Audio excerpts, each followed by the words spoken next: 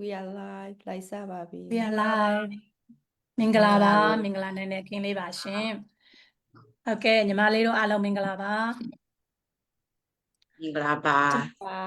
ဟုတ်ကဲ့ကျမတို့ရဲ့ Beyond Eagles live talk လေးပေါ့နော်ဒီနေ့ Super Sunday မနေ့စောစောလေးပေါ့ကျမတို့စီရတော့နော် US ရတော့ညနေပိုင်းပေါ့ဆိုတော့တပတ်တစ်ခါတွေ့ရတာအားလုံးကိုပြန်လဲကြိုဆိုလိုက်ပါတယ်ရှင်ဆိုတော့ကျမတို့ကဒီတစ်ပတ်မှာကကြတော့ညီမ၈ယောက်ရှိတာပေါ့နော်တယောက်ကတော့ကျန်းမာရေးရမပါဝင်နိုင်တဲ့အတွက်ကြောင့်မလို့9ယောက်ပဲရှိပါတယ်အချိန်ကိုငဲ့ညာတော့အပြင်ပေါ့နော်ကျမတို့ကမိတ်ဆက်ရင်းနဲ့ပေါ့ကျမတို့မျှဝေခြင်းနဲ့မေးခွန်းလေးရှိကိုတိုက်ရိုက်သွားမှာဖြစ်ပါတယ်အရင်ဆုံးတော့ကျမကိုမိတ်ဆက်ပေးခြင်းပါတယ်ရှင်ကျမကတော့မမိုးတန်းဖြစ်ပါတယ်မြန်မာနိုင်ငံနေပြည်တော်မှာနေထိုင်ပြီးတော့အချိန်ပြည့်လောက်တစ်ဖက်လည်းရှိတယ်ဒီစီးပွားရေးကိုလည်း plan B နေနဲ့အချိန်ပိုင်းဝင်ရောက်လုပ်ကိုင်နေတာဖြစ်ပါတယ်စီးပွားရေးကိုစိတ်ဝင်စားပြီးတော့မှဝင်ရောက်လေ့လာနေကြတဲ့ follower တွေမိတ်ဆွေတွေအားလုံးကိုလက်တွဲခေါ်ယူကူညီပေးနေတဲ့ mentor တယောက်ဖြစ်ပါတယ်ရှင်အရင်ဆုံးအနေနဲ့ပေါ့နော်ကျမတို့ကဒီစီးပွားရေးက online စီးပွားရေးဖြစ်တဲ့အတွက်ကြောင့်ပေါ့နော်ကျမတို့တမယိုးကြ traditional စီးပွားရေးနဲ့ဘယ်လိုတွေကွာခြားတယ်လဲပေါ့နော်ဘယ်လိုတွေအားသာချက်တွေရှိတယ်လဲဆိုတာကိုအရင်ဆုံးမျှဝေပေးဖို့အတွက်ညီမလေးသူစာကိုဖိတ်ခေါ်ပါတယ်ရှင်ကျေးဇူးတင်ပါတယ်ရှင်ဟုတ်ကဲ့ပါအားလုံးပဲမင်္ဂလာပါရှင်သူစားတို့ရဲ့ Sunday Light တော့နေအားလုံးကြိုဆိုပါတယ်သူစားတို့ page တီမှာရှိတဲ့ follow မိတ်ဆွေများအားလုံးလည်းမင်္ဂလာပါလို့ရည်စလို့ဆိုပါတယ်ဒီလိုမျိုးတစ်ပတ်တစ်ခါနေ့တိုင်းအဆင်ပြန်တွေ့ရတာလည်းဝမ်းသာတယ်လို့ရည်စပြောရှင်ပါတယ်ကျွန်မနာမည်ရတဲ့သူစားဝင်ဖြစ်ပါတယ်အခုလက်ရှိစင်ကာပူမှာလက်ရှိ full time လုပ်တစ်ဖက်နဲ့ဒီ online digital business ကိုလုပ်ကိုင်နေတာဖြစ်ပါတယ်ရှင်ဒီနေ့ညပြန်မယ်ခေါင်းစဉ်ဆိုလို့ရှိရင်တော့ပေါ့နော်ဒီ traditional business နဲ့ဒီ digital business နဲ့ဘယ်လိုကွာခြားဖို့လဲအားသာချက်တွေပေါ့နော်အဲ့ဒါလေးမြတ်ပြရမှာဖြစ်ပါတယ်ဟုတ်ပါတယ်လက်ရှိ traditional business နဲ့ဒီ business ကတော့အားသာချက်တွေကွာချက်တွေအဲ့ဒါအများကြီးရှိတာပေါ့နော်အထူးသဖြင့်ဆိုလို့ရှိရင်အတူချုပ်ပြောမယ်ဆိုရင်အလုပ်လုပ်ဖို့တွေ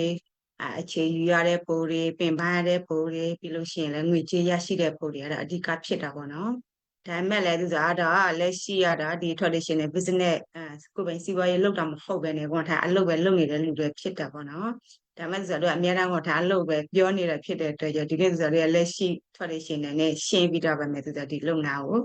အမြတ်ပေးမှဖြစ်တယ်သူစားတို့အေးရစီးပွားရေးဆိုလို့ရှိရင်တော့ပေါ့နော်ဥယျာဉ်ချစိုက်ပျိုးရေးဖြစ်တဲ့အတွက်ကြောင့်တကယ်တမ်းဆိုသူစားတို့အလုပ်ဆိုတာလည်းရည်ရှိသက်ပင်စိုက်တဲ့အလုပ်ဖြစ်တယ်ရရှိသစ်ပင်ဆိုဒီ business site တို့လိုမျိုးပဲပေါ့နော်သူကချက်ချင်းလက်ငယ်ငွေထွက်တာတော့မဟုတ်ဘူးသူမှဒီအပင်တပင်ဖြစ်ထွန်းဖို့အတွက်ဆိုလို့ရှိရင်အရေဦးဆုံးအဲ့လိုမျိုးစေ့အနည်းစာပြီးတော့ရေလုံးပုံသင်ရတယ်ခြံနေရှင်းပေးရတယ်အဲ့လိုတောတွေရှင်းရတာပေါ့နော်အဲ့ဒါမှအစစ်ကနေပဲအပွင့်တွေရလာဖို့အတွက်ဆိုသူဆိုတော့အနည်းဆုံး10နှစ်ကနေ15နှစ်ထိတောင်မှလုတ်ခဲ့ရတာပေါ့နော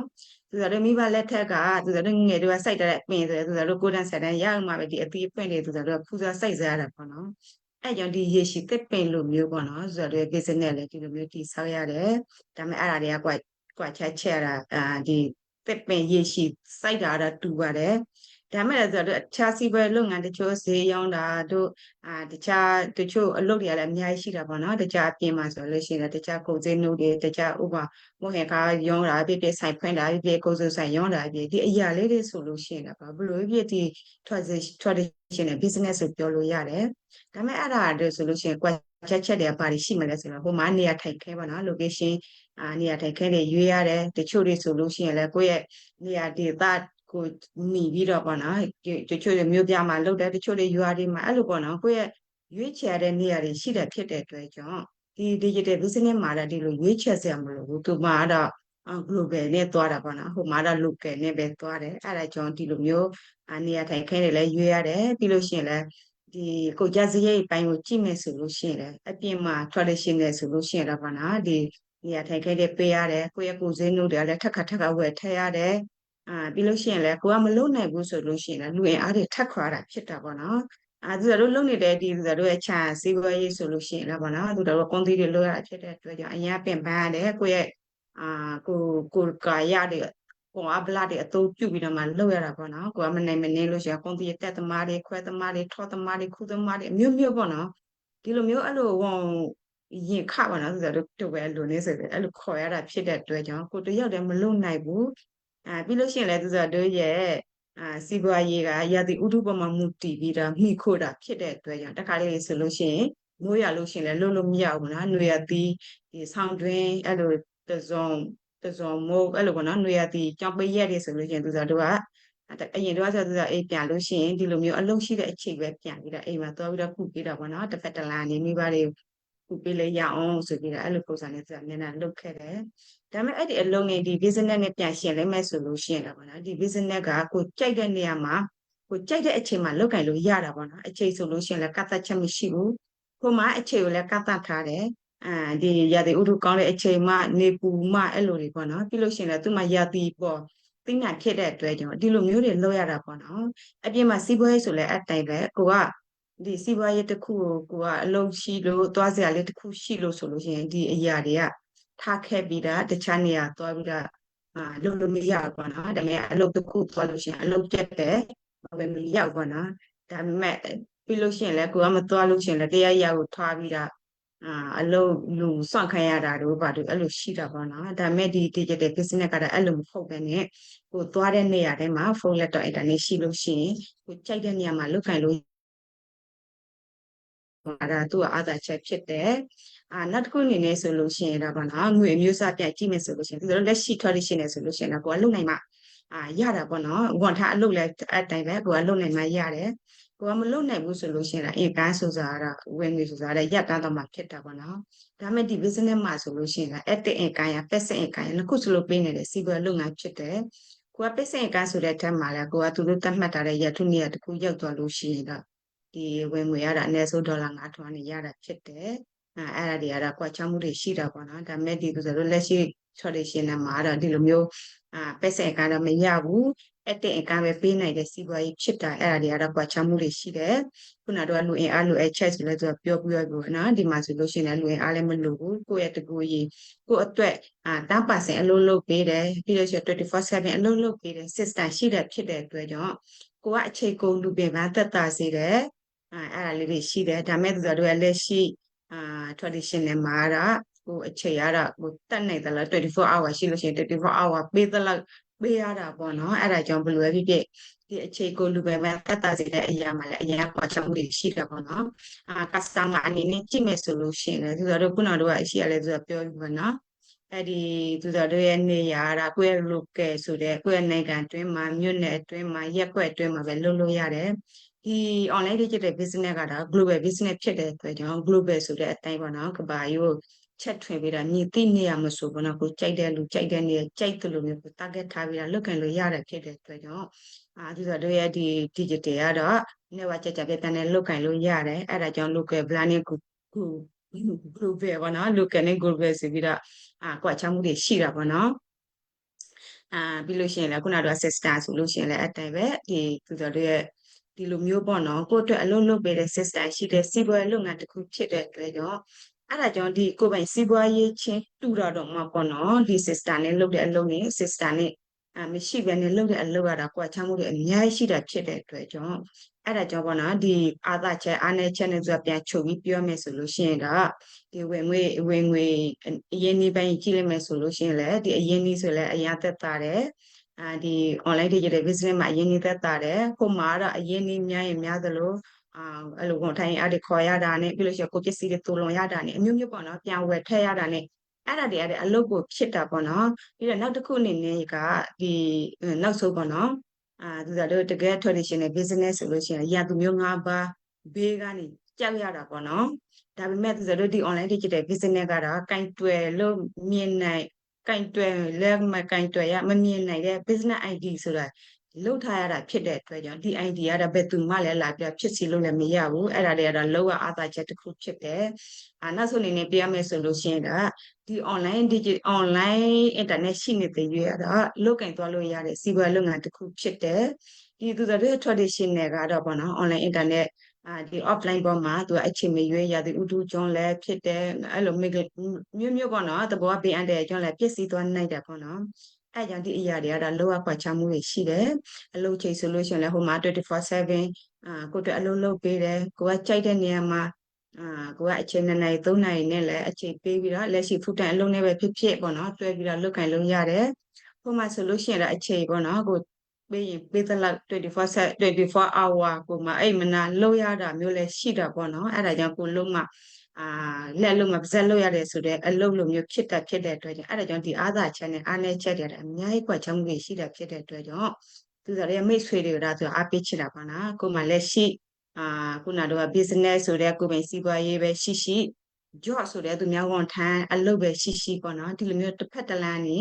ကိုအတွက်တွဲပြီးတော့လုပ်ကင်လို့ရတယ်စီးပွားရေးလုပ်ငန်းတစ်ခုကတော့ကိုယ်တအရင်ကောင်းတာဖြစ်တဲ့အတွက်ကြောင့်ကျွန်တော်လက်ရှိလုပ်နေတဲ့ဒီ online digital business ကိုတော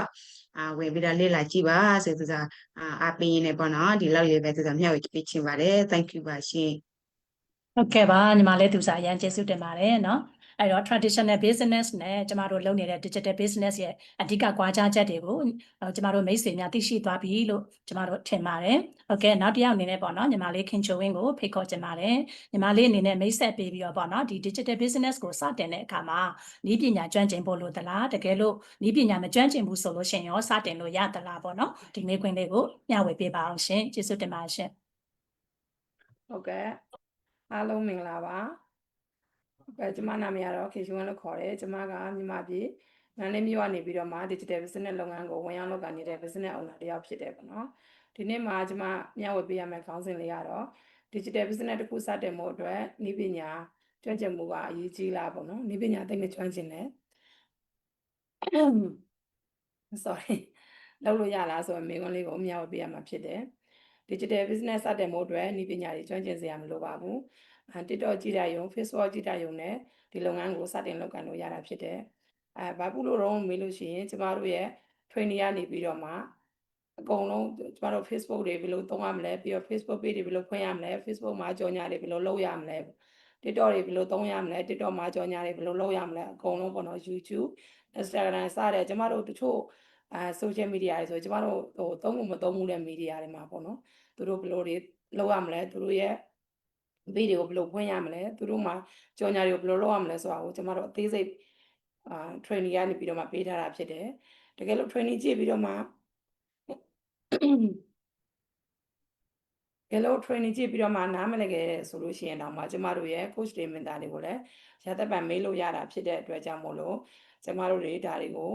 ုမကျွမ်းကျင်လဲစတင်လုပ်ကန်လို့ရတာဖြစ်တယ်ကျမဆိုလို့ရှိရင်လည်း Facebook ကိုကြည့်တတ်ခဲ့တာTikTok ဆိုလည်းကြည့်အောင်ပဲကြည့်တတ်ခဲ့တာ post လေ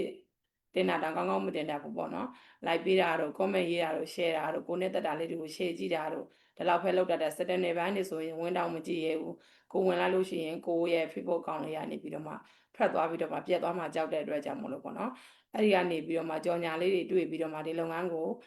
လှုပ်ချင်စိတ်လေးတစ်ခုတည်းနဲ့စတင်လုပ်ကိုင်နေတာဖြစ်တယ်ပေါ့နော် TikTok တွေဆိုလို့ချင်းလည်းကြည့်တတ်တာ post လေးဒီလိုတင်ရမယ်ဆိုတာပဲသိတာသူရဲ့ setting ပိုင်းတွေဘယ်လိုလုပ်ရမလဲပြီးတော့ view တွေများအောင်ဘယ်လိုတင်ရမလဲဆိုတာတွေကကျမတို့သိတဲ့အပိုင်းမဟုတ်ဘူးပေါ့နော်ပြီးတော့ Gmail တွေဆိုလို့ရှိရင်လည်း Gmail account တွေဘယ်လိုဖွင့်ရမလဲဆိုတာတွေအဲ့ Gmail account တွေဆိုလို့ရှိရင်ကျမတို့လုပ်လို့ရတဲ့အလုပ်လို့တောင်ကျမတို့သိမထားဘူးပေါ့နော်ဒါပညာရှင်တွေကျွမ်းကျင်တဲ့လူတွေပဲလုပ်လို့ရတာကျမတို့ကဝင်ကြည့်လို့မရဘူး password တွေချိန်ဖို့ဆိုတာလည်းကျမတို့ဘယ်လိုမှနားမလည်နိုင်တဲ့အရာပဲဆိုပြီးတော့မှသတ်မှတ်ထားတာပေါ့နော်အခုဒီထဲဝင်ကြည့်လိုက်တဲ့ခါကျတော့ဒီလုပ်ငန်းနဲ့ချိတ်ဆက်လိုက်တဲ့ခါကျတော့ကိုထားခြင်းတဲ့ password ကိုထားလို့ရတယ်ကိုပြောင်းခြင်းဒီလိုပြောင်းလို့ရတယ်ဆိုတာလေးကိုနေ့တူတူကအများအားလုပ်နေရတဲ့ခါကျတော့တဖြည်းဖြည်းနဲ့သိလာတဲ့ကျမတို့ရဲ့ mentor တွေကဆိုလို့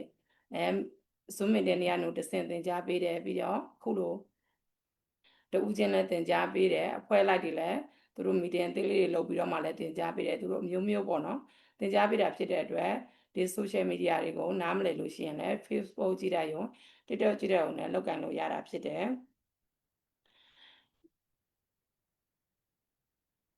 ပြီးရကိုသိကျင်တဲ့ scale တွေကိုဆိုလို့ရှိရင်လည်းအခုခေတ်ကနည်းပညာတွေကလည်းအရန်ကိုပေါ်နေတာဖြစ်တဲ့အတွက်TikTok ထဲမှာကိုဘာသိကျင်လဲဗီဒီယို editing ဘိုင်းသိကျင်သလား Gmail ဖွင့်နေသိကျင်လားပေါ့နော်ပြီးတော့ Canva တွေဘယ်လိုသုံးပြီးသိကျင်လားဆိုတာတွေအစားအကုန်လုံး TikTok ထဲမှာရိုက်ရှာလိုက်လို့ရှိရင်လည်းရတာဖြစ်တယ်လို့ YouTube ထဲမှာသွားရှာလို့လည်းရတယ်ပေါ့နော်ပြီးတော့အခုခေတ်ကအရန်ကိုခုနှစ်ပိုင်းအတွင်းမှာအရန်ကိုခေတ်စားလာတိုးတက်လာတာက AI ပေါ့နော် AI ထဲမှာဆိုရင်ဘာကိုမေးလိုက်ကိုသိကျင်တာအကုန်လုံးကိုမေးလို့ရတာဖြစ်တဲ့အတွက်သူကအကုန်လုံးကိုရှင်းပြပေးနိုင်တာဖြစ်တဲ့အတွက်ညီမတို့က AI သုံးတာလို့ရှိရင်လည်းဒီလုပ်ငန်းကိုလောက်ကန်လို့ရတာဖြစ်တယ်ပေါ့နော် AI နေဘယ်လိုသုံးရလဲကျမတို့ကမသိတတ်ဘူးပေါ့နော်နားမလည်ဘူးAI တွေကိုလည်းမမေးတတ်ဘူးဆိုလို့ရှိရင်လည်းမေးတတ်အောင်လို့မို့သင်ပေးမယ်ကျမတို့ရဲ့ coach တွေ mentor တွေအကုန်လုံးကနေပြီးတော့မှ မေးတဲ့အောင်လို့သင်ကြားပေးကြတာဖြစ်တယ်ပြီးတဲ့အခါကျတော့ coach တွေ mentor တွေမဟုတ်ဘူးကျမတို့ရဲ့အခုအဖွဲ့တွေကမဟုတ်ဘူးဆိုလို့ရှိရင်လည်းကျမတို့ရဲ့ဒီမြန်မာ group ထဲမှာပေါ့နော်မေးလိုက်လို့ရှိရင်သူ့ရဲ့အဆင်ပြေတဲ့လူကနေပြီးတော့မှကျမတို့ရဲ့ community တွေကအဆင်ပြေတဲ့လူတွေကနေပြီးတော့ဝင်ရောက်ပြီးတော့မှဖြေချပေးတော့တာဖြစ်တဲ့အတွက်ရန်ကိုတွေလုပ်ငန်းလုပ်ရတာရန်ကိုအဆင်ပြေတယ်ပေါ့နော်ပြီးတော့ digital business ကိုလုပ်ဖို့ရအတွက်မှာသူကနည်းပညာကျွမ်းကျင်မှုတဲ့အဓိကအရေးကြီးလဲဆိုရင်သူ့ကိုအသစ်တွေကိုကျမတို့ရဲ့ရလာတဲ့နည်းပညာအသစ်တွေကိုသင်ယူခြင်းနဲ့စိတ်ပါနော်အဲ့ဒါကအရေးကြီးဆုံးအပိုင်းဖြစ်တယ်ပြီးတော့ကြော်ညာတွေကိုကျမတို့ကြော်ညာတွေကိုလူတွေသိအောင်လူတွေရှိကိုရအောင်ဘယ်လိုကြော်ညာရမလဲဆိုတဲ့နည်းပြွားတွေနဲ့ပြီးတော့ဒီဇိုင်းမှန်လုပ်ဆောင်နိုင်တဲ့စိတ်ဓာတ်ကပေါ့နော်အဲ့ဒါကနေပြီးတော့မှပို့ပြီးတော့မှအဲ့ဒါတွေကနေပြီးတော့မှအောင်မြင်မှုစီကိုသွားတဲ့လမ်းကြောင်းမှာမှန်ကန်တဲ့ပေါ့နော်လမ်းကြောင်းဖြစ်တယ်ဆိုတဲ့အကြောင်းလေးကိုပြောပြရင်းနဲ့အားလုံးကိုကျေးဇူးတင်ပါတယ်ရှင်ဟုတ်ကဲ့ပါညီမလေးကျေးဇူးတင်ပါတယ်မျှဝေပေးတာနော်ဟုတ်ပါတယ်ကျမတို့စီးပွားရေးကကြတော့ဒီ supportive community လို့ခေါ်တဲ့အထောက်ပံ့ကောင်းတယ် coach နဲ့ mentor ရတဲ့ပံလက်တွဲပေးထားတယ်နောက်နီးစနစ်ပေါ့နော် automatic system ပါတယ်ပေါ့ဒီ၃ချက်ကြောင့်မလို့ကျမတို့ကနည်းပညာကိုအရန်ကျွမ်းစရာမလိုဘူးပေါ့နော်အဓိကနော်လိုအပ်တာကကြတော့ညီမလေးခင်ချိုမျှဝေတယ်လို့ပဲပေါ့နော်ကျမတို့အောင်မြင်လို့တဲ့စိတ်ဆန္ဒရဲ့မလျှော့တဲ့ဆွဲရဲ့နော်ဒီဇိုင်းမှန်လှုပ်ဆောင်မှုရဲ့ပေါ့ဒီဟာပဲအဓိကလိုအပ်တယ်ဆိုတာကိုထပ်မံပြီးတော့မှနော်မျှဝေပေးကြပါတယ်ရှင်ဟုတ်ကဲ့နောက်တစ်ယောက်အနေနဲ့မမကိုဖိတ်ခေါ်ကြပါတယ်မမကနေပြီးတော့ခုနညီမလေးခင်ချိုမျှဝေတဲ့နော် automatic system ဆိုတာကဘာလဲနော်ဒီစနစ်ကစီးပွားရေးလှုပ်ဆောင်တဲ့နေရာမှာကျမတို့ရဲ့အချိန်တွေလူအင်အားတွေဒါတွေကိုဘယ်လိုသက်သာစေသလဲပေါ့နော်ဒါနဲ့ပတ်သက်ပြီးတော့မျှဝေပေးပါအောင်ရှင်ကျေးဇူးတင်ပါရှင်ဟုတ်ကဲ့ပါရှင်ဟုတ်ကဲ့အားလုံးပဲမင်္ဂလာပါရှင်ကျမတို့ရဲ့ page အသီးသီးမှာရှိတဲ့မိတ်ဆွေများအားလုံးကိုလည်းမင်္ဂလာပါလို့နှုတ်ဆက်ပါတယ်ကျမနာမည်ကတော့မမဦးဖြစ်ပါတယ်မွန်ကြီးနယ်တထုံမြို့နယ်မှာမိသားစုနဲ့အတူနေထိုင်ပါတယ်အိမ်မှာမိခင်ကိုစောင့်ရှောက်ရင်းနဲ့ digital business ကိုလုပ်ကိုင်နေပါတယ်ကျမတို့လိုပဲဒီစီးပွားရေးကိုစိတ်ဝင်စားပြီးလေ့လာနေတဲ့သူတွေလုပ်ကိုင်ချင်တဲ့သူတွေကိုလက်တွဲကူညီပေးနေတဲ့ mentor တယောက်လည်းဖြစ်ပါတယ်ရှင်ဟုတ်ကဲ့ပါဒီနေ့ကျမမျှဝေပေးရမယ့်ခေါင်းစဉ်လေးကတော့ဒီ automation system ဆိုတာဒါလေးပေါ့နော်ဒီစနစ်ကစီးပွားရေးလှုပ်ဆောင်ရမှာအချိန်နဲ့လူအင်အားကိုဘယ်လိုသက်သာစေတယ်လဲပေါ့ဒီ automation system ဆိုတာကတော့လူတွေကိုယ်တိုင်လုပ်နေတဲ့အလုပ်တွေကို software တွေ tools တွေ system တွေကအလိုအလျောက်လုပ်ပေးနိုင်အောင်ပြောင်းလဲထားတဲ့နည်းပညာပဲဖြစ်ပါတယ်အလွယ်ပြောရမယ်ဆိုလို့ရှိရင် system တစ်ခုတည်ဆောက်ထားလိုက်တာနဲ့ကိုယ့်အတွက်အလုပ်တွေကိုလုပ်ပေးနေမှာဖြစ်တယ်ဆိုတာပါပဲဒီကျမတို့စီးပွားရေးလှုပ်ဆောင်တဲ့နေရာမှာအောင်မြင်ဖို့အတွက် automation system ကမရှိမဖြစ်လိုအပ်တယ်ဒီ system ရဲ့အထောက်အပံ့မရှိဘူးဆိုလို့ရှိရင်အချိန်တွေအများကြီးပေးရမယ်လူတွေလည်းပင်ပန်းမယ်ဒီစီးပွားရေးမှာဆိုလို့ရှိရင်အရန်ကောင်းမွန်တဲ့ automation system ကိုထောက်ပံ့ပေးထားတယ်ဒီ system နဲ့လက်ပတ်လှုပ်ဆောင်တဲ့အတွက်ကြောင့်ကျမတို့ကအချိန်တွေအများကြီးပေးပြီးလှုပ်เสียမလို့ပဲနဲ့ what smart tips နဲ့လုပ်လို့ရတယ်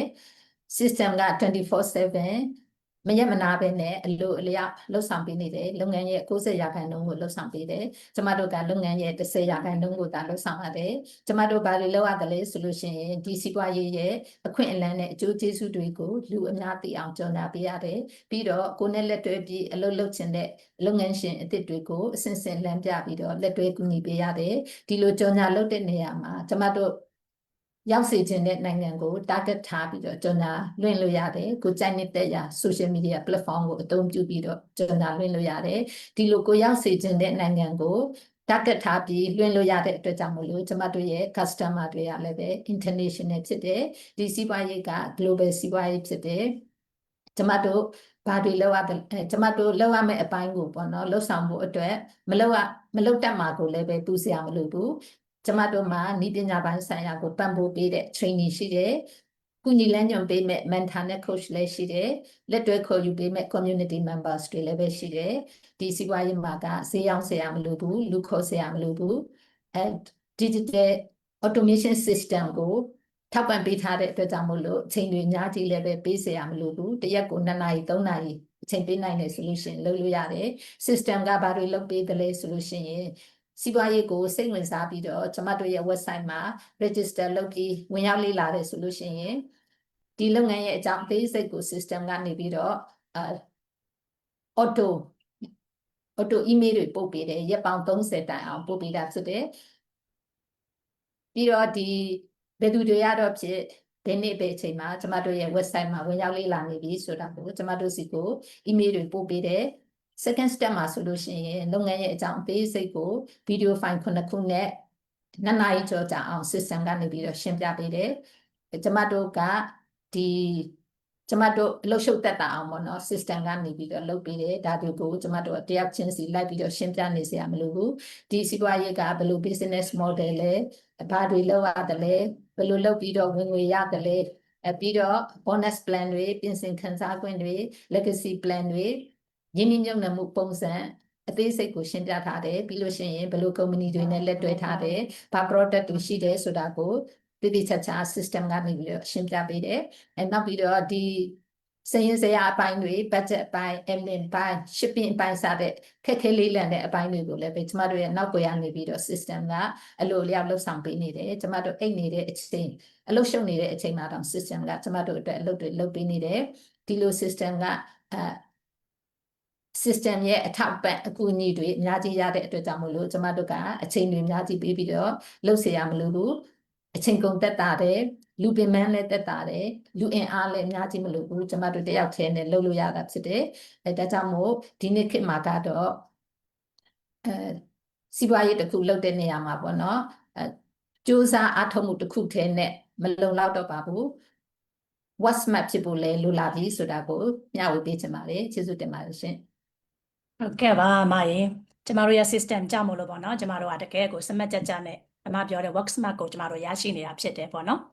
အဲ့လိုဆိုတော့ဒီ system ကကျမတို့ကို 90% ထိထောက်ပံ့တယ်လေနော်အဲ့လိုကြောင့်မလို့ကျမတို့လောက်ရတာ 10% ပဲလောက်ရတော့တယ်ကျမဆိုရင်လက်ရှိမှာအချိန်ပြည့်လောက်လည်းရှိတယ်လေနော်ဒါပေမဲ့လို့နောက်ထပ်စီးပွားရေးတစ်ခုကိုလည်းတွဲပြီးတော့လုံနိုင်တယ်ဆိုတာကဒီ system ကြောင့်မလို့ပေါ့နော်ကျမတို့အချိန်အများကြီးပေးစရာမလိုဘူးလူကလည်းတယောက်ထဲနဲ့ပေါ့နော်စီးပွားရေးတစ်ခုကို run လို့ရတယ်ဆိုတာတကယ်ကိုပေါ့နော်ဒီ system ရဲ့အထောက်ပံ့ကိုကျမတို့အပြည့်အဝရရှိလို့တာဖြစ်တယ်ပေါ့နော်ဟုတ်ကဲ့ပါအဲ့ဆိုနောက်တစ်ယောက်အနေနဲ့ပေါ့နော်ညီမလေးမိုမိုကိုဖိတ်ခေါ်ချင်ပါတယ်ညီမလေးကကိုမိတ်ဆက်ပေးပြီးတော့ပေါ့နော်ဒီ digital business ကိုလုပ်ကိုင်နေတဲ့သူတစ်ယောက်အတွက် personal branding ကဘယ်လောက်ထိအရေးပါတယ်လဲပေါ့နော်ပြီးတော့ဒီ personal branding ကိုဘယ်လိုတိဆောက်ရမလဲဆိုတော့မိကုံးလေးကိုမျှဝေပေးပါအောင်နော်ကျေးဇူးတင်ပါတယ်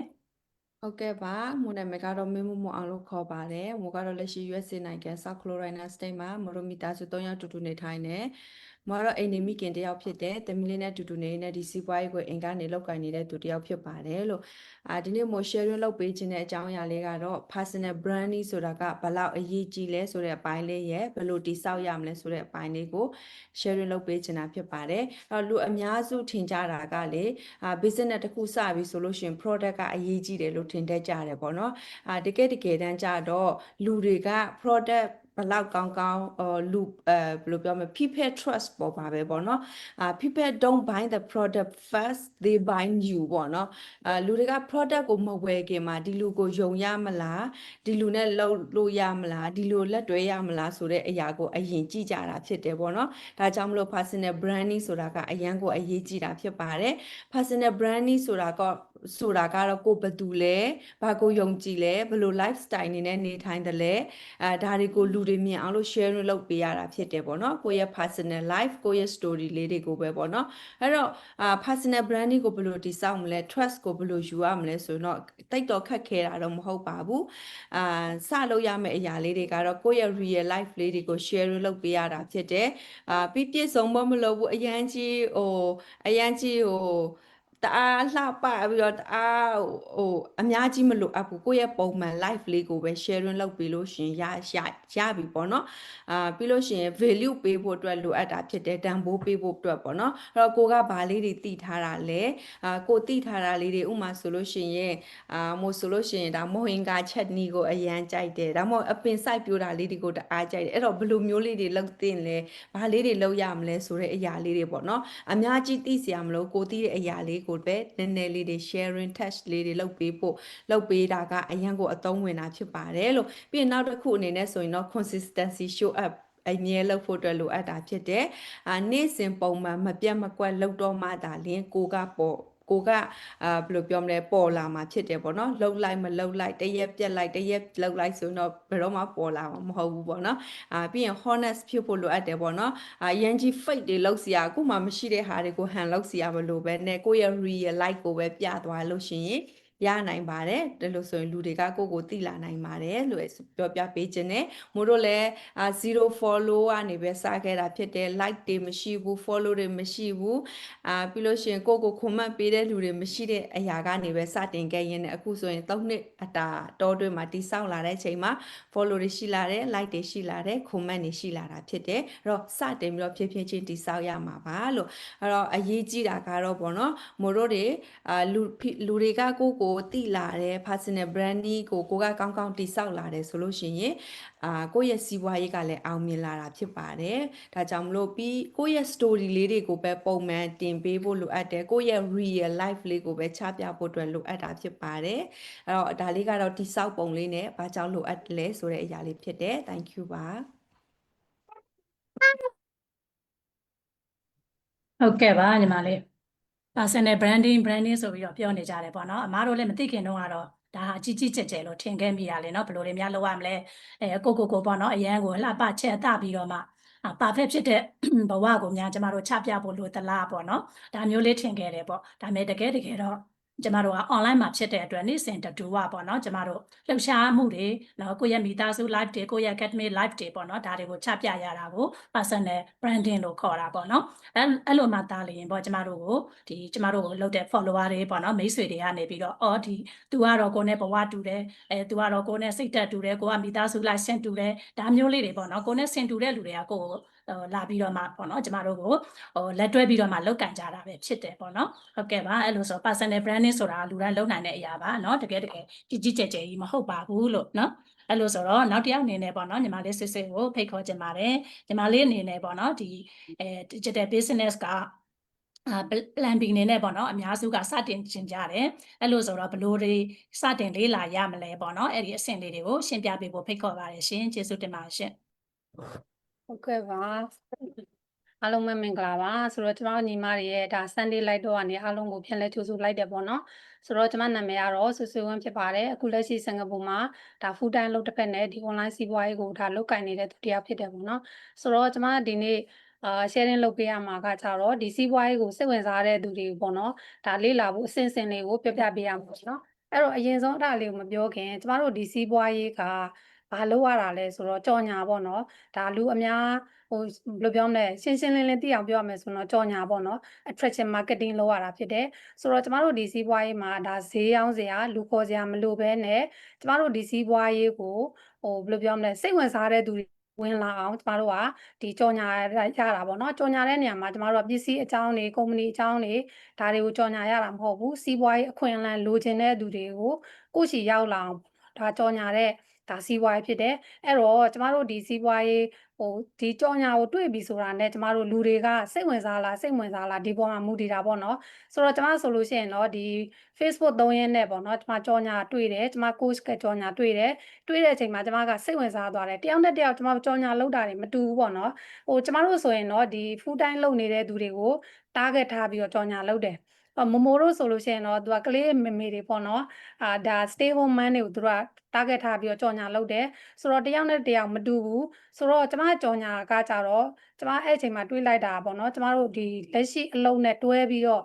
့ဒီစီးပွားရေးကလည်းပတ်လို့ရတယ်ဈေးရောင်းစရာလူခေါ်စရာမလိုဘူးပြီးရင်လည်းကျမတို့တခုရှိတာပါလဲဆိုရင်လက်ရှိအလုပ်လည်းထွက်စရာမလိုဘဲနဲ့ပေါ့နော်ဒီစီးပွားရေးကလုပ်လို့ရတယ်ကိုလက်ထဲမှာရှိတဲ့ဒါဖုန်းနဲ့ laptop နဲ့ပေါ့နော် wifi သုံးပြီးတော့ကိုအချိန်လည်းအများကြီးမပေးရဘူးပေါ့ဆိုတော့ဒီလိုမျိုးကြော်ညာလေးဆိုတော့ကျမကစိတ်ဝင်စားသွားတယ်ဘာဖြစ်လို့လဲဆိုတော့ကျမတို့ဒီစီးပွားရေး attraction marketing နေနော်ကိုနဲ့ဒီ resonate ဖြစ်တဲ့ကြော်ညာတွေ့တယ်ဆိုရင်လူတိုင်းကစိတ်ဝင်စားတာဖြစ်တယ်အဲ့တော့ကျမကလည်းစိတ်ဝင်စားတယ်ဆိုတော့ဒီစီးပွားရေးကကြတော့ကျမတို့ဒါ system နဲ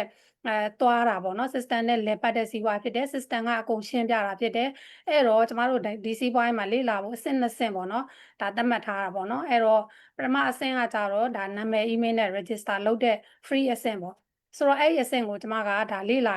လိုက်တဲ့အချိန်မှာဒီစီးပွားရေးနဲ့ပတ်သက်ပြီးတော့ဒီ overall ပေါ့နော်ဒါအခြေခံသဘောတရားတွေကိုရှင်းပြထားတာတွေ့ရတာပေါ့နော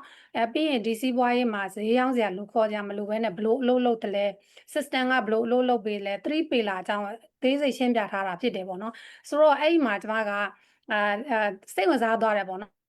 ဒီစီးပွားရေးအကြောင်းကဟဲ့စိတ်ဝင်စားစရာကောင်းပါလားပေါ့နော်တော်တော်များများကျမတို့သိထားတဲ့ဒီ online စီးပွားရေးတွေဆိုတာကဈေးရောင်းရတဲ့စီးပွားရေးတွေပေါ့နော်အဲ့တော့ဒီစီးပွားရေးကဈေးလည်းမရောင်းရဘူးဒါ product တွေတော့ရှိတယ်ပေါ့နော်ဒါဝင်ငွေတွေလည်းရတယ်ဆိုတော့ကိုကစိတ်ဝင်စားသွားတယ်စိတ်ဝင်စားတဲ့အခါမှာသူကလည်းပြောထားတယ်ပေါ့နော်စိတ်ဝင်စားတယ်ဆိုရင်နောက်တစ်ဆင့်149သွင်းပြီးတော့ဒါလေ့လာရမယ်ပေါ့လေဆိုတော့149သွင်းပြီးလေ့လာတာကလည်းအရှုံးမရှိဘူးကိုကမကြိုက်ဘူးဆိုလို့ရှင်ပြန်ထုတ်လို့ရတယ်တစ်လအတွင်းချိန်မရွေးပေါ့နော်အဲ့တော့ risk free ဖြစ်တယ်ဆိုတော့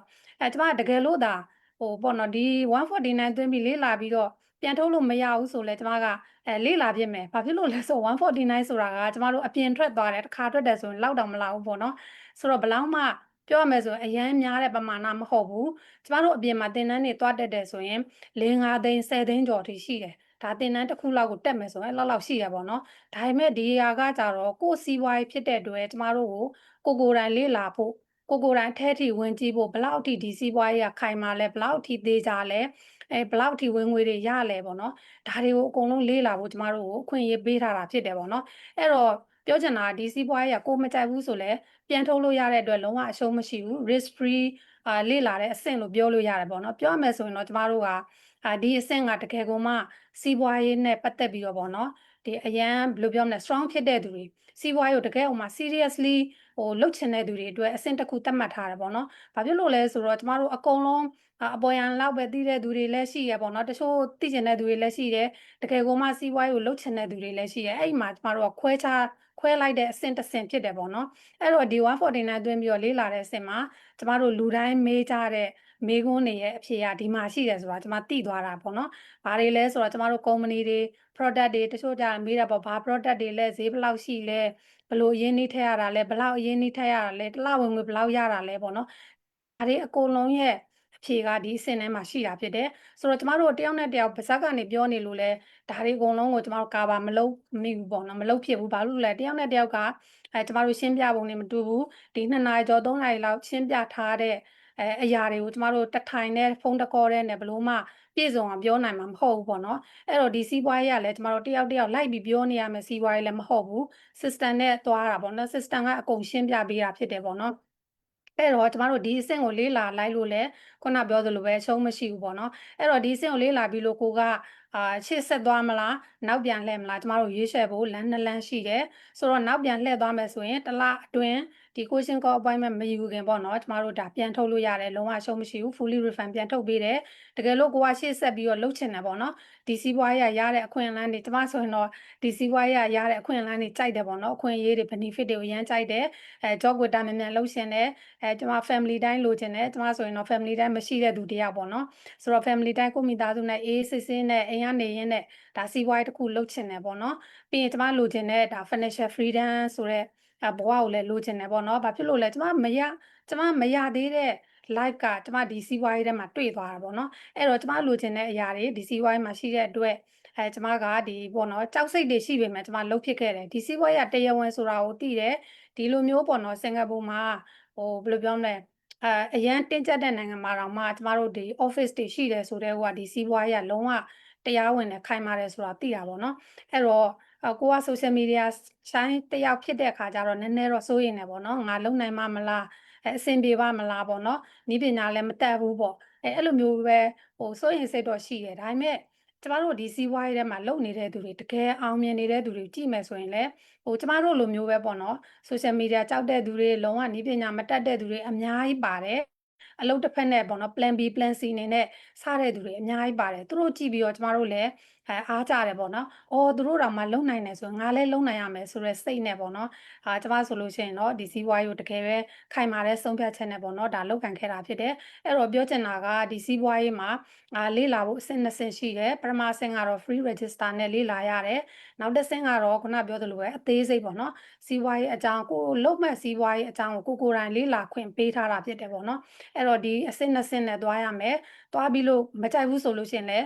နောက်ပြန်လှည့်သွားလုံးဝအရှုံးမရှိဘူးကြိုက်တယ်ဆိုမှကျမတို့ဒါလုပ်ငန်း ID ယူပြီးရမှာတရားဝင်လုပ်ကင်ရတဲ့အဆင့်ပေါ့နော်အဲ့တော့ပြောချင်တာကကျမတို့ဒီစီးပွားရေးလုပ်ဖို့လဲperfect ဖြစ်စရာမလိုဘူးကျမတို့ online နဲ့ပတ်သက်ပြီးတော့အတွေ့အကြုံရှိစရာမလိုဘူးနည်းပညာတတ်စရာမလိုဘူးဘာကြောင့်လဲဆိုတော့ကျမတို့ကိုပေးထားတဲ့ training system ဆိုတာရှိတယ်အဲ့ဒီမှာလုံးဝ0နဲ့ပဲလာပေါ့နော်ကျမတို့အကုန်သင်ပေးတယ်ကိုယ့်ဘက်ကဘာလို့ရလဲဆိုရင်တော့ ကျမတို့သင်ယူလေးလာခြင်းနဲ့စိတ်ပေါ့နော်အောင်မြင်ခြင်းနဲ့စိတ်တကယ်ကိုမှ strong mindset ရှိတယ်ဆိုရင်အကုန်လုံးကဖြစ်နိုင်တယ် everyone is possible ဒီစီးပွားရေးကလူတိုင်းအတွက်ဘယ်လိုပြောမလဲစနစ်တကျပေါ့နော်ဒါ business model ကိုရေးဆွဲထားတာဖြစ်တယ်ကျမတို့အလုပ်ဘယ်လိုပြောမလဲအလုပ် full time အလုပ်ရှိနေတဲ့သူတွေရောအိမ်နေမိခင်တွေရောဒါလူတိုင်းလုပ်နိုင်တယ်အသက်16နှစ်ပြည့်ပြီးတဲ့သူတိုင်းအတွက်ဒီစီးပွားရေးကအခွင့်အလမ်းဖြစ်တယ်ပေါ့နော်ပြီးရင်လည်းကျမတို့ကိုကစတင်လိုက်ဖို့ပဲအရေးကြီးတယ်ဘာဖြစ်လို့လဲမစတင်ခင်ဆိုရင်တော့ဟိုတွေးဒီတွေးကြောက်စိတ်တွေအများကြီးပေါ့နော်ငါလုံးလို့ရှင်ဖြစ်နိုင်မှာမလားဒီ negative တွေပဲကျမတို့ကြည့်နေမယ်ဆိုရင်တော့ဘရောမှကျမတို့စီးပွားရေးတစ်ခုကိုစတင်ပြမှာမဟုတ်ဘူးအဓိကစတင်လိုက်ဖို့ပဲလိုတယ်ပေါ့နော်ကိုရှိတဲ့အရာလေးနဲ့စတင်လိုက်ပါပြီးလို့ရှင်ဒီမှန်ကန်တဲ့လမ်းကြောင်းပေါ်ရောက်သွားတယ်ဆိုသူ့အလိုလိုရေစည်းနဲ့ကိုကပါဝါမှာဖြစ်တယ်ပေါ့နော်ပြောရင်းဆိုရင်ကျမတို့လုံရင်ကန်ရင်သင်ယူရင်လေးလာရင်နဲ့ကျမတို့လှုပ်တက်သွားတယ်လောက်ကန်ဘယ်လိုပြောမလဲလှုပ်တက်သွားတယ်ပေါ့နော်ပြီးရင်ကျမတို့အတွက်ဝင်ငွေတွေကလည်းနောက်ကလိုက်လာမှာဖြစ်တယ်ပေါ့နော်ဆိုတော့လေးကတော့ကျမဒီနေ့ sharing လုပ်ပေးချင်တာဖြစ်ပါတယ်ရှင်အားလုံးကျေးဇူးပါ ဟုတ်ကဲ့ပါအရန်ကိုရှင်းလင်းပါတယ်เนาะကျမတို့လေ့လာရမယ့်အဆင့်တွေလည်းတေချာသိသွားပြီဒါပေမဲ့ပေါ့เนาะစတော့စကြံတဲ့ကြောက်စိတ်တွေရှိတယ်ပေါ့အဲ့လိုလူတွေကိုဘယ်လိုကြံပြုကျင်လဲဆိုညီမလေးအေးအေးရွှေပေးရောက်သွားပါလေ ရှိပါတယ်အေးရှိတယ်ဆိုတော့ပျောက်သွားပြန် connection ကြောင်းထင်ပါတယ်เนาะအဲ့လိုဆိုတော့ဒီစီးပွားရေးကတော့เนาะခုနညီမလေးစစ်စစ်ရှင်းပြတယ်လို့မျိုးပေါ့အဆင့်နှစ်ဆင့်နဲ့ကျမတို့ဝင်ရောက်လေးလာရတယ်အဲ့တော့တရားဝင်စီးပွားရေးဖြစ်တဲ့အတွက်ကြောင့်ပေါ့เนาะဒီလိုအဆင့်ဆင့်လေးလာခိုင်းတယ်အခုခေတ်မှာဆိုလို့ရှိရင် online စီးပွားရေးတွေအရန်ကိုပေါ်နေပြီလေเนาะပေါ်နေတဲ့အထက်မှာကျမတို့ကဘယ်တစ်ခုကိုလောက်ရမလဲဆိုတော့ဆုံးဖြတ်ချက်တစ်ခုချဖို့အတွက်ကတေချာရွေးချယ်မှာဖြစ်မယ်เนาะဆိုတော့အလိညာမိမာတို့ scam မိမာတို့ဒါအားကြောက်တယ်လေเนาะကျမတို့လည်းဝင်စားတော့ကကြောက်ခဲ့တယ်လူတိုင်းလိုကြောက်မယ်လို့မျှော်လင့်နေပေါ့เนาะအဲ့လိုဆိုတော့ဒီတေချာသလားပေါ့เนาะကျမတို့အတွက်ကိုလုံနိုင်ရဲ့လားဒါမျိုးလေးတွေကိုလေ့လာဖို့အတွက်အချိန်ယူမှဖြစ်မယ်အဲ့လိုဆိုတော့အခုပဲဝင်ကြည့်အခုပဲပေါ့နော်ဟိုဘယ်လောက်ရမယ်ဘယ်လိုရမယ်မျိုးမြက်ရမယ်ဒါမျိုးလေးတွေဆွဲတိုင်းလည်းပါသွားစရာမလိုဘူးပေါ့နော်ဒီလိုမျိုးဆွဲတာတွေပါညာကျမတို့ကတော့နော်ဒီစီးပွားရေးက get rich quick မဟုတ်ဘူးဆိုပြီးတော့အများအားမျှဝေတာဖြစ်တယ်အဲ့လိုဆိုတော့ဒီတရားဝင်စီးပွားရေးဖြစ်တဲ့အတွက်ကြောင့်မလို့ပေါ့နော်အချိန်ယူပြီးတော့မှလေးလာပါလို့အားလုံးကိုအကြံပြုချင်တယ်ပေါ့နော်အဲ့လိုဆိုတော့ဒီစီးပွားရေးကိုစတင်ခြင်းပဲမဲ့ပေါ့နော်ကြောက်နေတဲ့သူတွေအတွက်ကိုဘယ်လိုအကြံပြုခြင်းတလဲဆိုရင်မျှဝေမဲ့လူကတော့ connection ကြောင့်မလို့ပေါ့နော်သူကဝင်မလာတော့ပေါ့နော်ကျမကပဲအကြံပြုလာပြီလားညီမလေးအေးရွှေအဆင်ပြေလားရှင်ဟုတ်ကဲ့ပါညီမလေးအနေနဲ့ပေါ့နော်ဒီစီးပွားရေးကိုစတင်ခြင်းပဲမဲ့ပေါ့နော်ကြောက်နေတဲ့သူတွေကိုဘယ်လိုအကြံပြုချက်များပေးခြင်းတလဲပေါ့နော်နောက်ဆုံးအနေနဲ့အကြံပြုပေးပါအောင်ရှင်ဟုတ်ကဲ့ပါရှင်ဘီယုံဤခဲ့ရပါတော့ညီမတွေနဲ့ Sunday လေးတော်လေးကိုဒီနေ့ကနေပြန်လဲကြိုးဆိုပါရရှင်ဟုတ်ကဲ့ပါကျွန်မကတော့အေးရွှေဖြစ်တဲ့ရန်ကုန်မြို့မှာပေါ့နော်မိသားစုနဲ့အတူတူ digital business ကို full time ဝင်အောင်လုပ်ကိုင်နေတဲ့ business owner မင်းတွေပါရှင်အခုကပေါ့နော်ကျွန်တော်တို့ဒီ online စီးပွားရေးချတော့ပေါ့နော်လူတိုင်းနီးပါးကကြောက်ကြတယ်ပေါ့နော်ဘာလို့လဲဆိုရင်တချို့ကအလိညာတွေပါဖြစ်မှာကြောက်ကြတယ်ပေါ့နော်အဲ့ဒီအချိန်မှာအဲ့မဲ့အခုပြောချင်တာပေါ့နော်အခုခေတ်နဲ့ဆိုလို့ရှိရင်ပေါ့နော်ဒီ online စီးပွားရေးဟာလူတိုင်းလုပ်တဲ့အချိန်ရောက်နေပြီပေါ့နော်ဘာလို့လဲဆိုရင်ခေတ်ကာလအရာမှာဆိုလို့ရှိရင်ကျွန်တော်တို့ဒီပေါ့နော်ဘယ်လိုပြောမလဲအပြင်မှာစိုင်သွားဖွင့်ရတာတို့ပစ္စည်းတူလောင်ရတာတို့နောက်ပြီးလို့ရှိရင်ပေါ့နော်အရင်းနှီးတွေ risk တွေများတာတွေကအစပေါ့နော်နောက်ပြီးအခုလမ်းမဆက်သွယ်ရေးကအစပေါ့နော်အားလုံးမှာအခက်ခဲနေကြတဲ့အချိန်မှာဆိုရင်ကျွန်တော်တို့ဒီ online စီးပွားရေးဟာဆိုရင်အသင့်တော်ဆုံးလုပ်ငန်းဖြစ်တယ်ဒါကြောင့်မို့လို့ပေါ့နော်အခုတော်တော်များများမိတ်ဆွေတွေဆိုလို့ရှိရင်လည်းပေါ့နော်online ဆိုရင်ပေါ့ကြောက်ကြတယ်ဆိုတာမျိုးပေါ့ပစ္စည်းတွေအများကြီးပဲဝယ်ရမှာလားနောက်ပြီးလို့ရှိရင်ပေါ့နော်အရင်းနှီးတွေအများကြီးထည့်ပြီးမှပေါ့နော်လုပ်ကင်ရမှာလားဒီဆိုအဲ့လိုမျိုးကြောက်ကြတာပေါ့နော်နောက်ပြီး social media ပေါ့နော်မျက်နှာမပြရဲတာနောက်ပြီးဗီဒီယိုမရိုက်ရဲတာတို့အစုံပေါ့နော်စကားမပြောရဲတာတို့အမျိုးတွေပေါ့နော်ကြောက်ကြတယ်ဒါပေမဲ့အခုက social media ပေါ့နော်လူတိုင်းနှီးပါပေါ့နော်တစ်ကမ္ဘာလုံးနှီးပါလုတ်ကင်နေကြတယ်အဲ့ချိန်မှာကိုကနောက်ကျကြံခဲ့တဲ့အချိန်ဖြစ်ဖို့အတွက်ဆိုရှင်ဒါမျိုးကမလုပ်တင်တော့ဘူးပေါ့နော်အခုချိန်မှာဆိုရင်2026မှာဆိုတော်တော်လေး Trump ဖြစ်လာတယ်။အားလုံးဟာလည်းအားလုံးနှီးပါပေါ့နော်ဖုန်းတစ်လုံးနဲ့ပေါ့နော်ဒီ online marketing ကိုလုပ်ကြတယ်ပေါ့နော်တယောက်တစ်မျိုးစီပေါ့နော်တချို့ကြလည်းdigital system ကိုလုပ်ကြတယ်တချို့ကလည်းပစ္စည်းရောင်းကြတယ်ပေါ့နော်အမျိုးမျိုးလုပ်ကင်နေတဲ့အချိန်မှာ ကျမတို့ကကြတော့ပေါ့နော်ဒီဘယ်လိုပြောမလဲဤပညာနဲ့ဆိုင်တဲ့လုပ်ငန်းကိုပို့ပြီးမှသဘောကျတယ်ပေါ့ဘာဖြစ်လို့လဲဆိုခေတ်ကာလအရာမှာဆိုရင်ကျွန်တော်ပြောသလိုပဲပေါ့နော်အရန်ကိုဟိုဘယ်လိုပြောမလဲစီးပွားရေးမှာလည်းအခက်အခဲဖြစ်လာတယ်လမ်းမစတဲ့အခက်အခဲအချိန်မှာသူတို့ system နဲ့လုတ်ကင်ထားတဲ့လုပ်ငန်းဆိုရင်ကျွန်တော်တို့ပို့ပြီးမှလည်းအဆင်ပြေလာတယ်ဘာလို့ဆိုကျွန်တော်တို့ဆိုရှင်အလုပ်တစ်ဖက်ရှိရဲ့လူတွေပေါ့နော်ကျွန်တော်တို့ဆိုအိမ်နေမိခင်ဖြစ်တယ်ပေါ့နော်အိမ်နေမိခင်ဖြစ်တဲ့အချိန်မှာကလေးတွေရဲ့အရေးမိသားစုအရေးပေါ့နော်အရာအားလုံးကိုအချိန်ပေးနေရတဲ့အချိန်မှာတို့ကျွန်တော်အပြင်မှာစိုင်နေတာဖွင့်တာတော့အလုပ်သွားလုပ်တာတို့ပါလို့ဆိုရင်ကလေးကိုပေါ့စောင့်ရှောက်မဲ့လူမရှိဘူးပေါ့နော်အဲ့ဒီချိန်မှာဆိုရင်ကျွန်တော်တို့ဒီ digital system နဲ့အလုပ်လုပ်ခိုင်းရတဲ့အတွက်ကျွန်တော်တို့မှာအများကြီးတက်တာစေတယ်ပေါ့နော်ဒီကြော်ညာ post လေးပဲတင်လိုက်ရုံနဲ့ကျွန်တော်တို့ကနေပြီးမှsystem အနောက်ကနေ90ရာခိုင်နှုန်းကလို့ဆောင်ပေးနေတယ်နောက်ပြီးလို့ရှိရင်24ပိုင်7ပေါ့နော်24 hour လုံးလဲသူကလဲပတ်နေတဲ့အတွက်ပေါ့နော်ကျွန်တော်တို့အိမ်နေရင်ရောကျွန်တော်မအားတဲ့အချိန်မှာတွေကအစပေါ့နော်သူကလည်းသူကြော်ညာလေးက run နေတဲ့အတွက်ပေါ့နော်စကားပုံတစ်ခုရှိရပေါ့နော်ပေါ့နော် line ပေါ်မှာ10မိနစ်အလုပ်တာနဲ့ပေါ့နော်အမြေပြင်ပေါ်မှာပေါ့နော်သူကအနည်းဆုံးတော့သူက10နှစ်လောက်ကြာတယ်ပေါ့နော်ဘာလို့လဲဆိုရင်မြေပြင်မှာကျတော့သူကဝယ်သူလာမှလာလင်းကိုကဈေးရောင်းရတာပေါ့နော်အင်တာနက် line နဲ့လုပ်တယ် digital system နဲ့လည်းပေါင်းစပ်ထားတဲ့အတွက်ကြော်ညာတပုတ်တင်လိုက်တာနဲ့တကယ်လို့ကိုကနေပြီးမှဒီလုပ်ငန်းမှာပေါ့နော်တော်တော်များများလည်းတိမှာပေါ့အလုတ်ကင်တာကြာလာတဲ့အချိန်ကျရင်လူတွေလည်းအတိများလာတယ် follower လည်းတိုးလာတဲ့အချိန်မှာဆိုရင်ကိုယ်ကိုလည်းယုံကြည်လာတဲ့အချိန်မှာဒီ customer ဆိုတာနောက်ကနေလိုက်လာတာပေါ့နော်ဒါသူကနေပြီးမှယုံကြည်ရပါတယ်ဒီလုပ်ငန်းကလည်းအမှန်တကယ်ဖြစ်တယ်တရားဝင်ကုမ္ပဏီလည်းဖြစ်တယ်ဆိုတဲ့ဟာလေးကိုဆိုရင်လည်းဒီချာလိလာဖို့ဖိတ်ခေါ်တယ်ကျွန်တော်တို့ကုမ္ပဏီကဆို50နှစ်တက်တန်းရှိပေါ့နော်လူဦးရေနဲ့3,000ကျော်လည်းလုတ်ကင်နေတယ်နောက်ကဘို့ဆို29နိုင်ငံကနေပြီးမှ44ရုံးခွဲကိုလည်းဖွင့်ပစ်ထားတယ်ပေါ့နော်ဒါတွေကိုကြည့်ရှုခြင်းအပြင်ကျွန်တော်တို့ဒီ online စီးပွားရေးဟာဆိုရင်လုံးဝပေါ့နော်လုံကြီးနဲ့ဒါရောက်လိလာလို့ရတယ်ဆိုတဲ့အကြောင်းလည်းပြောချင်တယ်ဒါကြောင့်မို့တချို့တွေမိတ်ဆွေတော်တော်များပေါ့နော်ဒီမလိလာခင်မှာတော့ကြောက်စိတ်ကတော့ဝင်ချတယ်ပေါ့နော်ဒါကိုအစင်းစင်းလာရောက်လိလာပါကျွန်တော်တို့ဒီမှာညီမတွေရဲ့ website အသီးသီးရှိရပေါ့နော်နာမည်နဲ့ email နဲ့ကိုထည့်ပြီးလို့ရှိရင် register အရင်လုပ်ပါ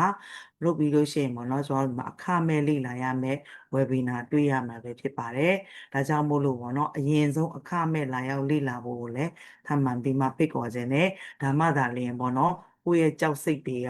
ပြေပြီးမှပေါ့နော်ဒီလုပ်ငန်းဟာတကယ်ပဲတရားဝင်ဖြစ်တယ်ဆိုတဲ့အကြောင်းလည်းသိရှိရမယ်ကျမတို့လည်းပေါ့နော်ဒီလိုမျိုးပေါ့နော်အပြင်မှာစီးပွားရေးလုပ်ရတာအဆင်မပြေတဲ့အချိန်မှာ digital system နဲ့တွေ့ရတဲ့အတွက်လည်းကျွန်တော်တို့ကကြောက်စိတ်တွေပြေပြီးမှပေါ့နော်အဲဒီစီးပွားရေးကိုကျွန်တော်ဆိုလဲပေါ့နော်ဆုံးဖြတ်ချက်မြင်ချပြီးမှပဲလုပ်ကင်ခဲ့တယ်ပေါ့နော်ဘာလို့လဲဆိုရင်ကိုကအထဲထဲဝင်လေ့လာလိုက်တဲ့အချိန်မှာကျွန်တော်တို့အတွက်ဖြစ်လာတယ်ပေါ့နော်ကိုမက်ထားတဲ့အိမ်မက်တိုင်းလည်းဖြစ်လာတယ်ဘာလို့လဲဆိုအိမ်ကနေဖုန်းတစ်လုံးနဲ့အေးစစ်စစ်ခလုတ်ကလနစ်ပြီးမှပဲပေါ့နော်လုတ်ကန်ရတဲ့စီးပွားရေးဖြစ်တယ်ဘာလို့လဲဆိုရင်အခုခေတ်မှာဆိုရင်ပေါ့နော်တင်နန်းတွေလည်း free တင်နန်းတွေလည်းအများကြီးပေးထားရတယ်ရှိရပေါ့နော်အဲ့ရနေတဲ့တင်နန်းတွေတက်ပြီးမှလည်းဒီစီးပွားရေးကိုလေ့လာလို့ရတယ်နောက်ပြီးကျွန်တော်တို့ဒီစီးပွားရေးကကြကိုယ်ပိုင်တစ်ခုကိုယ်ပိုင်စီးပွားရေးတစ်ခုတိစောက်ပြီးရတယ်ပေါ့နော် training ဆိုတာတက်စာပေးထားတယ်ပေါ့နော်နောက်ပြီး lifetime membership တွေရှိရဲဒါပြီးအများကြီးပေါ့နော်ကိုယ့်ဘေးနားမှာ supporting ပေးထားတာတွေလည်းရှိရဲဒါ90ရာခိုင်နှုန်းနီးပါးလဲ supporting ပေးထားတဲ့အတွက်ပေါ့နော်ကျွန်တော်လုပ်ကင်ရမှာဆိုလဲဘာမှကြောက်စရာမလိုဘူးနီးပညာတတ်စရာမလိုဘူးပညာအရေးချင်းလည်းမလိုဘူးနောက်ပြီးအသက်အရွယ်ဆိုလဲကျွန်တော်မကန့်တတ်ထားဘူးပေါ့နော်စိတ်ကြိုက်လူတိုင်းလုံနိုင်ကြနေပြီပေါ့နော်ဒါကြောင့်မို့လို့တချို့တွေကပေါ့နော်ဒီစီးပွားရေးอ่ะပေါ့နော်ဘာမှလည်းရောင်းစရာမလိုဘဲနဲ့ပေါ့နော်လူတွေပတ်စံရတယ်လဲဆိုတာလည်းရှိတယ်ပေါ့နော်ဘာလို့လဲဆိုတော့ကျွန်တော်နီးပညာနဲ့အသုံးပြုထားတဲ့အတွက်နီးပညာပိုင်းဆိုင်ရာနဲ့ပဲအသုံးပြုပြီးမှပဲကျွန်တော်တို့ဝင်ငွေတွေအဖက်ကနေရရှိတာပဲဖြစ်ပါတယ်ဒါကြောင့်မို့လို့ပေါ့နော်ကြောက်စိတ်တွေရှိနေတဲ့ orient တွေအားလုံးကိုပြောချင်တယ်အစင်းစင်းလာရောက်လေ့လာပြီးလို့ရှိရင်ကျွန်တော်တို့နဲ့လက်တွဲလုပ်ကင်ပါလို့ပြောချင်ပါတယ်ရှင်အားလုံးကိုကျေးဇူးအများကြီးတင်ပါတယ် ဟုတ်ကဲ့ပါအခုလိုကုံစဲနှုန်းတွေကြီးလာတဲ့တဘာဝဘေးတွေများလာတယ်ပေါ့နော်အဲ့လိုအချိန်ခါမှာကျမတို့ကခင်းနဲ့မီအောင်တော်လကောင်းပေါ့နော်ကိုယ့်ရဲ့ဒီ လိုကောင်းလဲစီးစိမ်ဥစ္စာတွေကိုကာကွယ်ဖို့ရအတွက်တော့၎င်းပေါ့ online စီးပွားရေးတစ်ခုကိုတော့ဒီနေ့ဒီလိုခေတ်တွေမှာတိစောက်ထားတင်ပြီပေါ့နော်အဲဒါကြောင့်မလို့ကျမတို့လက်ရှိလုပ်နေတဲ့ digital business နဲ့ပတ်သက်ပြီးတော့လဲပေါ့နော်အားသာချက်တွေကိုရှင်းပြထားပြီးပြီးရင်ဘယ်လိုလေ့လာရမလဲဆိုတဲ့အဆင့်တွေကိုလည်းရှင်းပြထားပြီးဖြစ်တယ်နော်အကြံပြုချက်တွေပေးသွားပြီဆိုတော့ပေါ့နော်မိတ်ဆွေတို့အနေနဲ့ရွေးချယ်ရမှာမိတ်ဆွေတို့ရဲ့တာဝန်ပေါ့လေနော်ကျမတို့ကတော့ကိုယ့်ရဲ့စီးပွားရေးအကြောင်းကိုတေချာကကနနရှင်းပြထားတယ်ဆိုတော့အဆင့်ဆင့်လေးလာဖို့အကြောင်းကိုလည်းပေါ့နော်ရှင်းပြထားတယ်အဲ့တော့ပထမအဆင့်ကနေလေးလာလိုက်တယ်ဆိုရင်တော့အဆင့်ဆင့်တက်လန်းပြီးတော့လေးလာတယ်ဆိုရင်ဒီစီးပွားရေးရဲ့တရားဝင်ဖြစ်မှုကိုလည်းသိရှိသွားမယ်ပြီးရင်ကိုယ်နဲ့ကိုက်မကိုက်ဆိုတာကိုလည်းဆုံးဖြတ်နိုင်မှာဖြစ်တဲ့အတွက်ပေါ့နော်တေချာအချိန်ယူပြီးတော့မှလေးလာကြပါတကယ်လို့လက်တွဲချင်တယ်ဆိုရင်လည်းအားလုံးကိုဟိုနော်ကျမတို့အားလုံးကဖိတ်ခေါ်ပါတယ်လို့เนาะဖိတ်ခေါ်ရင်းနဲ့ကျမတို့ရဲ့ live talk လေးကိုလည်းဒီမှာပဲအဆုံးသတ်ချင်ပါတယ်ရှင်မိတ်ဆွေများအားလုံးကိုစိတ်နှပြကျမ်းမာချမ်းသာကြပါစေsuper Sunday morning လေးမှာပေါ့เนาะအဆရရအဆင်ပြေကြပါစေလို့ရင်စန္ဒများပြေဝကြပါစေလို့ဆုတောင်းရင်းနဲ့ပေါ့เนาะဟုတ်ကဲ့အဆုံးသတ်ချင်ပါတယ်ရှင်ကျေးဇူးတင်ပါတယ်ရှင် ကျေးဇူးတင်ပါတယ် bye bye Bye.